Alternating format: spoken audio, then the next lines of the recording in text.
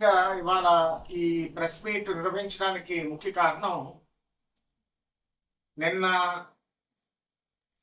YSR Congress party బొబ్బిల్లో నిర్వహించినటువంటి so called Alajangi నుంచి భారీ చేరికల సభని ఏదైతే చిత్రీకరించడానికి ప్రయత్నం చేసి విఫలమయ్యారో దాంట్లో మా గ్రామ స్థాయి మా నాయకులు కొత్తగా మాతో కలిసినటువంటి నాయకుల మీద, ఇంకా సర్పంచ్ మీద, జానీ మీద, అదేవిధంగా నా మీద అవాకులు చవాకులు పేలడం జరిగింది.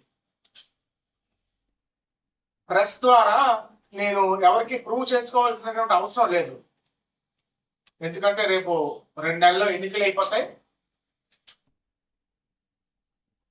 బ్యాలెట్ బాక్స్ ఓపెన్ అయిన వెంటనే ఎవరికి ఎన్ని ఓట్లు పడ్డాయి అనేది అందులోనే నేను నిరూపించుకోగలను. ప్రెస్ ద్వారా నేను కొన్ని వాస్తవాల్ని మీ ముందు పెట్టదలుచుకున్నాను. గత వారం రోజుల నుంచి ఇంటింటికి తిరిగి డబ్బు ఎరచూపించి ఆ గ్రామంలో ఉన్నటువంటి పేదరికాన్ని క్యాష్ చేసుకుందామని డబ్బు ఎరచూపించి నిన్న మీటింగ్కి శక్తియుక్తులు వడ్డారు. ప్రజల్ని బయలుదేరించడానికి అది ఒక కారణం. అయితే ముఖ్యమైనటువంటి కారణం గ్రామంలో ఉన్నటువంటి వాలంటీర్స్ అందరినీ కూడా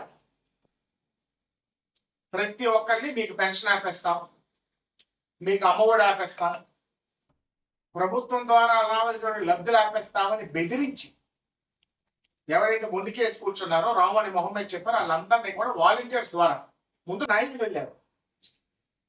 నాయకుల్ని తొలనాడాక ఉన్నటువంటి ప్రభుత్వ యంత్రాంగాన్ని పూర్తి స్థాయిలో దుర్వినియోగపరిచి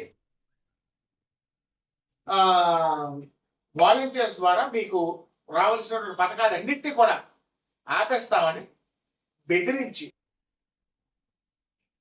అదిరించి సామవేద దండోపాయాలు ఉపయోగించి ఇంకొకరి దగ్గరికి వెళ్ళి అనేక మంది దగ్గరికి వెళ్ళి మీరు ఓటు ఎవరికి కావాల్సిన వాళ్ళకి వేసుకోండి, మాకు ఓటు వేయమని కూడా మేము అడగట్లేదు, మీరు ఓటు ఎవరికి కావాల్సిన వాళ్ళకి వేసుకోండి, మీటింగ్ మాత్రం వచ్చి వెళ్ళిపోండి అని కొంతమంది బతిమాళ్ళు. డబ్బు ఇస్తామని 500 ఇస్తామని చెప్పి సగం మందికి డబ్బులు ఇవ్వలేదు, సగం మందికి భోజనాలు పెట్టలేదు, సగం మందికి ఇస్తామని డబ్బు కూడా చేకూర్చలేదు. సరే అవన్నీ అది వ్యక్తిగత విషయాలు, అవన్నీ వేరే విషయం, నేను చెప్పదలుచుకోలేదు. ఇవాళ ఈ వైఎస్ఆర్ కాంగ్రెస్ పార్టీ ప్రభుత్వం రాజ్యాంగ స్ఫూర్తిని, ప్రజాస్వామ్యాన్ని అపహాస్యం చేసింది. ఒక మేజర్ పంచాయతీ గ్రామం ఒక దళిత సర్పంచ్కి ఏమాత్రం కూడా స్వేచ్ఛ ఇవ్వకుండా, ఏమాత్రం కూడా తన పనితనం చేసుకోనివ్వకుండా విసికి భయభ్రాంతులకు గురి చేసి విసికి ఆ పార్టీ మీద విసికి, ఆ పార్టీ విధానాల విసికి ఇవాళ పార్టీలో చేరడం జరిగింది. అదేవిధంగా ముఖ్యంగా రైతాంగం ఈ 4.5 సంవత్సరాలు, ఈ 4 సంవత్సరాల 10 నెలలు ప్రజలు, రైతులు పడినటువంటి ఇబ్బందుల్ని ఏ విధంగా గురి చేశారో అవన్నింటినీ చూసి తెలుగుదేశం పార్టీ న్యాయం చేస్తే, చంద్రబాబు నాయుడు గారు న్యాయం చేస్తున్న నమ్మకంతో ఇవాళ అందరూ కూడా పార్టీలో చేరడం జరిగింది. ఈ జనాన్ని చూసి వీళ్ళు ఎక్కడ తలపెట్టుకుంటారు, బడిజాని కానీ బుజ్జి కానీ ఎక్కడ తలపెట్టుకోవాలో తెలియదు. జనాన్ని చూసి అవాకులు చేవాకులు పేరారు. సార్, ఎవరైతే ఆ మాట అన్నారో ఆ పెద్ద మనిషి ఒకటే చెప్పదలుచుకున్నాను, మేమెప్పుడు కూడా అబద్ధాలు చెప్పి, మబ్బి మాటలు చెప్పి, తప్పుడు మాటలు చెప్పి, మీరు అంత ఎదిరించి బెదిరించి అన్ని తాయిలాలు ప్రకటించి ఒక చర్చికి 5 లక్షలు ఇస్తామని అబద్ధాలు చెప్పి మీరు అందరినీ ప్రేరేపిస్తేనే మాకు వచ్చిన జనంలో సగం రాలేదు. మీరు అలజంగి గ్రామం తాలూకు భారీ చేరిక అన్నారు. మీ పార్టీ వాళ్ళకి మీరు కండువాలు వేసుకున్నారు, మీ పార్టీ వాళ్ళకి మీరు కండువాలు వేసుకున్నారు. అలజంగి గ్రామం కాకుండా ఎన్నో పొన్నూరు గ్రామాల నుంచి అందరూ బొబ్బిల్లో అందరికీ పరిచయాలు ఉంటాయి. పొన్నూరు నుంచి ఇతర గ్రామాల నుంచి ఎంతో మందిని మీరు డబ్బులు ఇచ్చి కూలికి తీసుకొచ్చుకున్నారు. వీళ్ళు తలలు ఎక్కడా పెట్టుకోరు. రేపు బారిడుసుకొని వీళ్ళిద్దరితో పాటు మా పాత తెలుగుదేశం పార్టీ నాయకులు వైఎస్ఆర్ కాంగ్రెస్ పార్టీకి అలసంగి గ్రామంలోని మట్టి కనిపించి అత్యధిక ఓట్ల మెజార్టీ తీసుకొచ్చి మీకు రేపు ఎలక్షన్ అయ్యాక అలజంగి రిజల్ట్స్ చూసి అలజంగి మా తెలుగుదేశం పార్టీకి వచ్చిన మెజార్టీ చూసి మీరెక్కడ తలపెట్టుకోవాలో మీరు ఇప్పుడు మీకు నాయకత్వం వస్తే వాళ్ళు ఎక్కడ తలపెట్టుకోవాలో తెలియదు. అది ముందు చూసుకోండి. వీళ్ళు తల ఎక్కడ పెట్టుకోవడం కాదు. వీళ్ళు చాలా స్పోర్టివ్గా ఉన్నారు, చాలా ధైర్యంగా ఉన్నారు. ఏ పరిస్థితిలోని ఏది ఏ విధంగా అయిందో అన్ని కూడా వాళ్ళకి తెలుసు.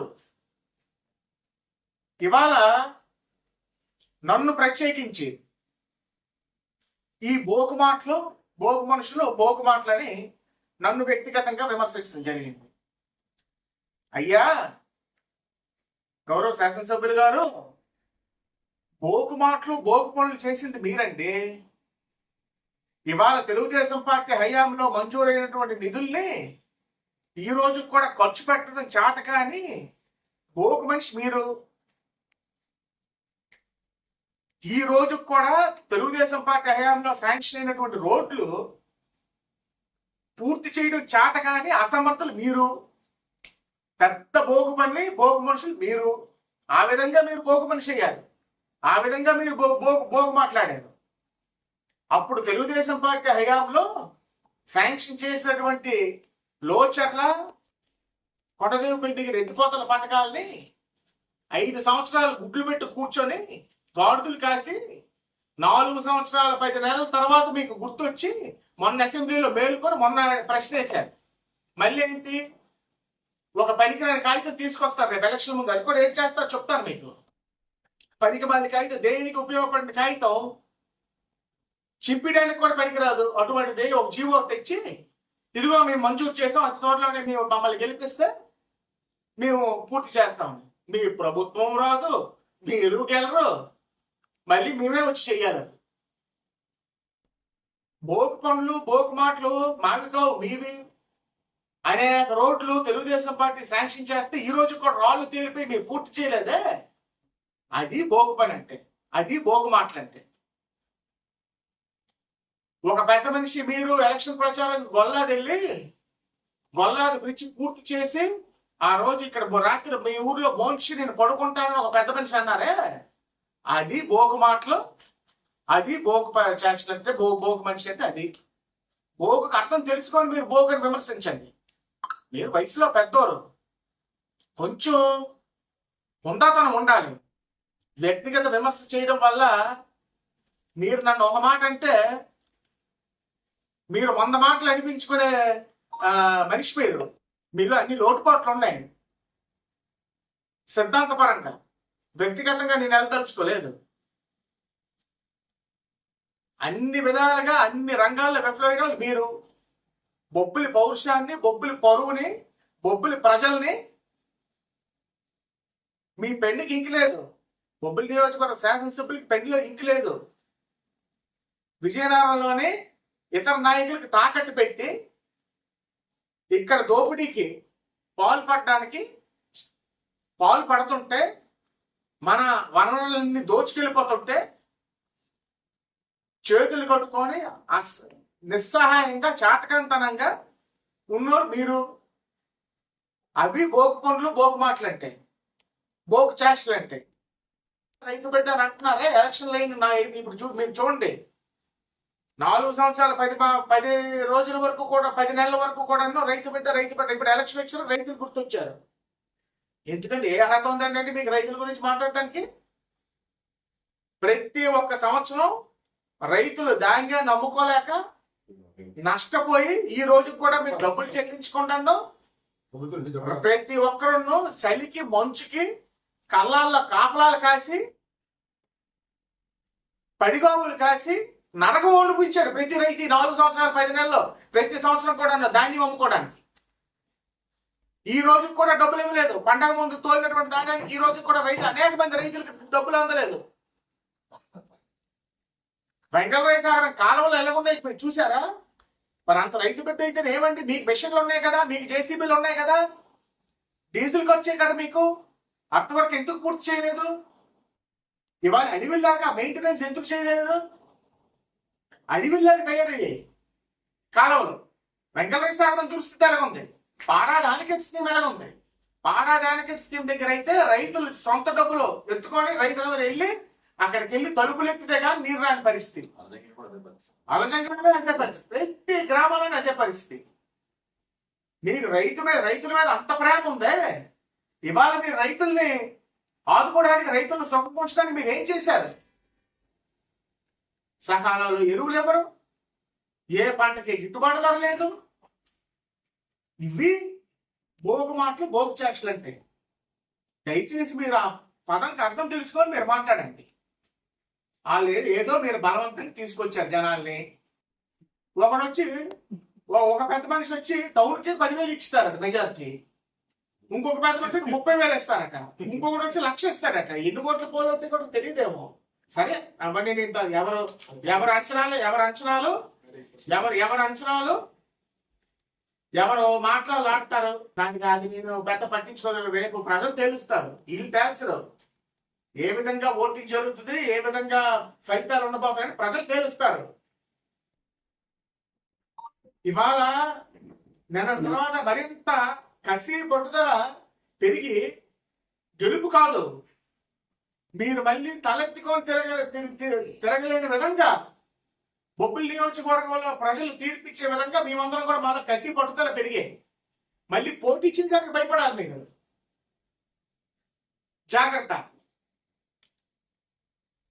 అనవసరంగా సిద్ధాంతపరంగా మీరు వెళ్ళిపోండి, సిద్ధాంతపరంగా మేము వెళ్ళిపోతాం. ఇవాళ స్వచ్ఛందంగా అభిమానంతో ప్రేమతోని ఎలక్షన్లకి టైం ఉన్నా వచ్చినటువంటి జనం నిజమైనటువంటి అభిమానులు, నిజమైనటువంటి ప్రజలు నిర్భయంగా ఒక పొట్టలతో ఇచ్చినటువంటి ప్రజలు. అది మీలాగా అదిరించి బెదిరించి పథకాలు ఆపేస్తాము, అక్కడ ఒక రకంగా డబ్బు ఇస్తాము, పేదరికాన్ని మీరు వినియోగించుకోవడానికి అక్కడ ఎంత ఇస్తామని ఇక్కడ మోసం చేయడం, అలాంటి మోసాలు గేసాలు మాకు చేత కాదు. అలాంటి చంద్రరాజకీయాలు మా నాయకులు చేయరు. సగర్వంగా చెప్తున్నాను నేను, మాకు అలాంటి నాయకులు లేరు. ఇవాళ మీరు మమ్మల్ని విమర్శించే ముందు మీరు ఆత్మపరిశీలన చేసుకోండి. మన నియోజకవర్గంలో ఉన్నటువంటి ఇసుక ఎవరు తరలించుకుపోతున్నారు, ఏ విధంగా మన వనరులన్నీ కూడా సర్వనాశనం అయిపోతున్నాయి మన నియోజకవర్గంలో, దానివల్ల తాగునీరుకి ఎన్ని గ్రామాలకు ఇబ్బంది అవబోతుంది. నీకు పెన్నులో ఇంకు లేదు, వాళ్ళ విషయంకి వచ్చేసరికి నోట్లో మాట్లేదు. ఇవాళ ఎన్ని కిలోమీటర్ల రోడ్లు ఆ అక్రమ ఇసుక రవాణా వల్ల ఎన్ని కిలోమీటర్ల రోడ్లు మన నియోజకవర్గంలో సర్వనాశనం అయిపోయాయి. ఎన్ని గ్రామాలు దూరిపోయిపోయాయి. ఇవాళ మన ఏట్లో అక్రమ ఇసుక రవాణా వల్ల తాగునీరు ఎన్ని గ్రామాలు మన పట్టణానికి, బొబ్బిలి పట్టణానికి, గ్రామానికి ఎన్ని గ్రామాలకి దెబ్బతినపోతున్నాయి. మీరు నన్ను బోకు మాట్లాడతారా? మీ చేతకంతనం మీరు పెట్టుకొని, మీ నిస్సాయి పట్టుకొని నన్ను బోకు మాట్లాడతారా? బోకు మాటలు లేనప్పుడు నా జీవితంలో ఆడలేదు. నాకు ఏ పదవి లేకపోయినా ఇవాళ వేలాది మంది ప్రజలు పార్టీలకు అతీతంగా, నియోజకవర్గాలకు అతీతంగా, ప్రాంతాలకు అతీతంగా నన్ను గుండెల్లో పెట్టుకున్నారంటే, బోకు మాట్లాడి బోకు పనులు చేస్తే పెట్టుకోరు. మీరు బోకు మాట్లాడి బోకు పనులు చేశారు కాబట్టే ఎన్టీ రామారావు గారు ప్రపంచంలో గెలిచినా ఎప్పుడు కూడా మిమ్మల్ని డిపాజిట్ లేకుండా ఓడించారు ఇదే ప్రజలు, ZPTCగా ఓడించారు ఇదే ప్రజలు. వచ్చింది గాలి లేదు, మీరు ఓడిపోయారు. 94 ఎన్టీ రామారావు గాలి ఉంటే మీరు గెలిచారు. 99లో తెలుగుదేశం గాలి ఉన్నా మీరు ఓడిపోయారు. 2004లో తుక్కు కింద ఓడిపోయారు మా చేతుల్లో. ఇప్పుడు మర్చిపోకండి, అప్పుడు ఎన్ని బోకు మాటలు అప్పుడు చెప్పారు మీరు. బోకు మాటలు వీళ్ళు కోట్లు తలుపులు వేసేస్తారు, ప్రజలు కాలడానికి వస్తే కుక్కలను వదిలేస్తారు అని అప్పుడు బోకు మాటలు చెప్తే అప్పుడు బిగ్ బాయ్ కొట్టారే ఓట్ల ద్వారా ప్రజలు. సార్ గుర్తు తెచ్చుకోండి. వెంటనే ZPTCకి పోటీ చేస్తూ బొబ్బిలి మండలంలో ఓడిపోయారా మీరు శివనాథ్ డాక్టర్ గారి మీద. అది గుర్తు తెచ్చుకోండి. 2014లో డిపాజిట్ లేకుండా ఎమ్మెల్యే ఓడిపోయారు, అది గుర్తించుకోండి. అవన్నీ మానేసి మీరు భోగు మాటలు ఎన్నాళ్ళు చెప్పారు, మీరు భోగు మనిషి కాబట్టి ప్రజలు మిమ్మల్ని తిరస్కరించారు. మొన్న కూడా మీరు గాలిలో గెలిచారు. అవారు గెలిచిన రోజే అన్నాం తప్పకుండా మీకు ఏ సహాయ సహకారాలు కావాలి నియోజకవర్గం తప్పకుండా మా వంతు కృషి చేస్తాం, స్పోర్టివ్గా చెప్పాం. ఆ స్పోర్టివ్నెస్ లేకుండా ఇవ్వాలి మమ్మల్ని వ్యక్తిగతంగా విమర్శ ఇవ్వాలి. ఇన్ని మాటలు మీరు అనిపించుకోవాలి మా చేత. దయచేసి రాజకీయాలు హుందాగా చేద్దాం. ఇంకా 2 నెలలు టైం ఉంది. ఎలక్షన్స్ లోనే మీ సిద్ధాంతాలతో మీరు వెళ్ళండి, మా సిద్ధాంతాలతో మేము వెళ్తాం. ప్రజలు ఎవరిని గెలిపిస్తారు, ఎవరిని ఓడిస్తారు, ప్రజలు గెలుస్తారు. అల్టిమేట్ డిసైడ్ చేసేది ప్రజలే కదా. కాబట్టి ఒక రాంగ్ మెసేజ్ ఇవాళ తెలుగుదేశం పార్టీ మీటింగులకి ఆర్టీసీ బస్సులకి న్యాయబద్ధంగా డబ్బు కడతామన్నా మాకు బస్సులు ఎవరు, స్కూల్ బస్సులు 6 పార్టీ మీటింగులకి ఎలాగైనా తీసుకెళ్ళచ్చు, కాలేజ్ బస్సులు, స్కూల్ బస్సులు. అంటే మన ప్రజాస్వామ్యం మరి ఏం లేదా ఈ రాష్ట్రంలోనే. మాకు ఆ అభిమానం ఉంది, మా నాయకుల్లో ఆ నిజాయితీ ఉంది, ఆ కార్యకర్తల్లో నా జోష్ ఉంది. ఎలాగో ఒకలాగా నడుచుకొని వస్తారు. మీలాగా డబ్బులు ఇస్తే బిర్యానీలకి డబ్బులకి వచ్చే ప్రజలు కాదు మా తెలుగుదేశం పార్టీ నాయకులు కార్యకర్తలు. అది నందమూరి తారక రామారావు గారు వేసిన బీజం ఇవాళ ఈ రోజు కూడా చంద్రబాబు నాయుడు గారు కంటిన్యూ చేస్తున్నారు. కాబట్టి ఇది మా అదృష్టం. తెలుగుదేశం పార్టీలో నాయకులై ఉండడం, ఒక నియోజకవర్గ ఇన్ఛార్జిగా ఉండడం నా అదృష్టం. అటువంటి కార్యకర్తలు, అటువంటి నాయకులు ఉన్నారు. తప్పకుండా నిన్న ఒక మేలు చేశారు. దీనివల్ల మా నాయకులకి కార్యకర్తలు కూడా మరింత కసి పట్టుదల పెరిగిపోయింది. రేపు ప్రజాక్షేత్రంలో అల్జంగి గ్రామంలోనే తేల్చుకొని మళ్ళీ ప్రెస్ మీట్ ప్రత్యేకించి వాళ్ళు చేసిన నిన్న బోగు పని, నాటినటువంటి బోగు మాటలకి తప్పకుండా ఎలక్షన్ అయ్యాక అల్జంగి ఈ నాయకులతో మళ్ళీ మాత్రం మనం ప్రెస్ మీట్ పెట్టుకొని మనం మళ్ళీ ఎవరు జయాభిజయాలు మనం తేల్చుకోవాల్సిన అవసరం మాత్రం ఉందని మీకు తెలియజేసుకుంటూ, ఇంత తక్కువ సమయంలో షార్ట్ నోటీస్లో వచ్చి మరి ఈ ప్రెస్ మీట్కి వచ్చినందుకు పేరు పైన పత్రికా సోదరులందరికీ, అదేవిధంగా మా అల్జంగి గ్రామ నాయకులకి ప్రతి ఒక్కరికి నా కృతజ్ఞత తెలియజేసుకుని, దయచేసి మీ మీడియా సాక్షిగా అల్జంగి మా నాయకులు చెప్తున్నా, ఎవరైతే నిస్సహాయంగా వెళ్ళారో, బెదిరింపుల వల్ల వెళ్ళారో, లోపరుచుకోవడం వల్ల వెళ్ళారో, ఇబ్బంది భయపడి వెళ్ళారో, అలాంటి వాళ్ళు మన దగ్గరికి వచ్చినా మీరు కలుపుకోండి, నాకు అభ్యంతరం లేదు. కానీ అవకాశవాదులు ఎవరైతే ఏ ఎండక్క గొడుక్కు పట్టిన వాళ్ళు అలాంటి వాళ్ళు మనకు అక్కర్లేదు. మనకి ఎప్పుడు కూడా పేదోడు అన్నాడు, ఒక రైతు అన్నాడు, పేద బడుగుబలి అన్నాడు, ఎప్పుడు కూడా నిజాయితీ ఉంటుంది. నిజాయితీ పనులతో మన రాజకీయం చేద్దాం, మనకు మంచి సత్ఫలితాలు వస్తాయి. కానీ ఏ అవకాశవాదులు మాత్రం మీరు దయచేసి మీరు దూరం పెట్టి రాజకీయం చేయండి. మీడియా సాక్షిగా నేను మా అల్జంగి గ్రామ నాయకులకు నేను చెప్తాను. Okay, thank you.